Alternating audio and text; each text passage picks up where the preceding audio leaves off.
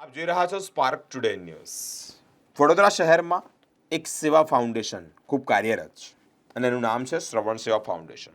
છેલ્લા 3 વર્ષથી નિઃસહાય વૃદ્ધોને નિયમિત સ્વાદિષ્ટ ભોજન સેવા પૂરી પાડી રહી છે. તાજેતરમાં જ આજ ફાઉન્ડેશનના ફાઉન્ડર નીરવ ઠક્કર દ્વારા પાંજરાપોળ પાસે જે પશુઓ રખાયા છે તેઓને ડાઇનિંગ ટેબલ પર કેરીનો રસ જમાડવામાં આવ્યો છે. પ્રથમ વખત આટલી મોટી સંખ્યામાં મિત્રો એટલે કે આટલા બધા પશુઓને સેંકડો લીટર રસ અર્પણ કર્યો છે. પાંજરાપોળ જ્યાં ગાયો છે ત્યાં જ 2,000 જેટલા પશુઓને રસ પૂરો પાડવામાં આવ્યો છે. મિત્રો જે પ્રમાણે 15 દિવસથી આ ટીમ તૈયારી કરી હતી તેની આજે સફળતા મળી છે.